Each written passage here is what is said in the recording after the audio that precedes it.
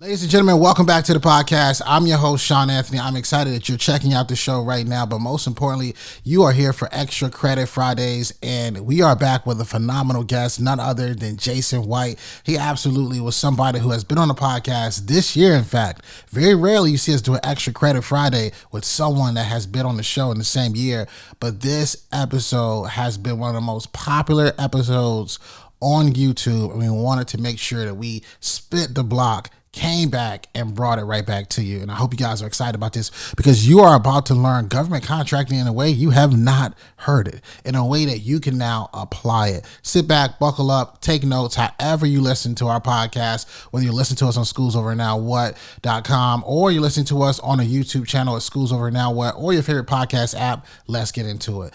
Extra Credit Friday with none other than Jason White.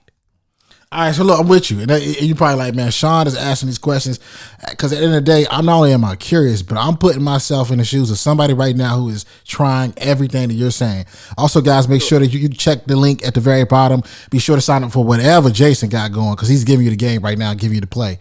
So right now, right, let's say this, right? Let's say we got the contract, we found the person, we submitted it, we got the $30,000 from the government. First off, how long does it take for the government to give us that $30,000? Yeah, so everybody on the net 30, so they got 30 days to pay you. So you invoice at the beginning of the month. By the end of the month, you got all your money. You don't got just you got your money plus theirs. All the money come to you because you're in the middle, and then you make sure you get your money to the sub. Okay, cool. So net. All right, cool. So walk with me. So now we give the money to the sub, right? At what point or how do we say, you know what, let's introduce the sub to the actual contract? Is it just like an email setup? Like how is that? Because someone right now is going play by play right now. They already done signed up for whatever you got going on. Right. Let's help them make it make sense. So at the end of the day, they not on a government contract. I am. I'm in the middle. I'm not putting them on my documentation with me. The government I was awarded the contract, my company.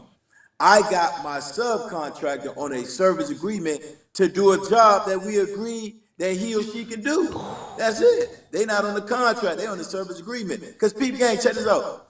If my plumbing in my house goes bad every month, and I know, I'm going to call the plumber and say, yo, every month, can you come to my house and do what? Fix the plumbing. How much you want for it? Ain't no contract signed for that. None. You know what I'm saying? They gonna just come to the house, boom, do it. Just like when people got lawn care services, you pay them every month. They just cut the grass and lawn. Come on, man, we gonna make it easy. They not on the government contract. They on a service agreement to do a job that they're saying they can do at the same price. That's it. Oh, that's tough. That's tough. All right, man, you give him a play-by-play. You probably like, man, Shawn keep asking me these questions. He gonna give him the whole format. Listen, I mean, 96,000 jobs, right? 96,000 jobs. Cause I know you about to make somebody a lot of money. So with 96,000 jobs that are out there right now, right? What would you advise someone to do, right? Is it like, all right, am I going through these different job opportunities, different contract opportunities?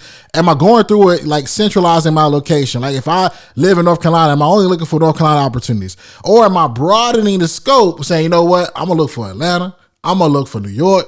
Like walk us through that process and has that process been profitable or has that process created more headaches? Yep, that's the best question because remember, I'm operating on the federal level only.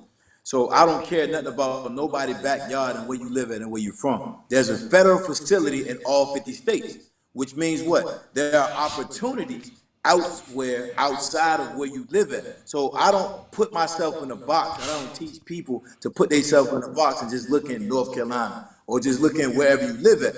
Because in California, in Florida, North Dakota, South Dakota, Idaho, Missouri, there are contracting opportunities. Remember, it's 96,000 of them for a reason. And all 96,000 of them not just going to be in your backyard. So we don't care nothing about the backyard because on the federal facility, we broaden our horizons and we everywhere. Man, I like this, man. I like this because a lot of people have been on this show. And one thing we're doing this year, guys, you already kind of noticed it. We've been doing a podcast since 2018. We're 200 plus episodes on the road to 300. And a lot of people have been on the show with some of the most inspirational, motivational things. But very few people have been on a show where they're going to give you the play step by step and you're going to make money.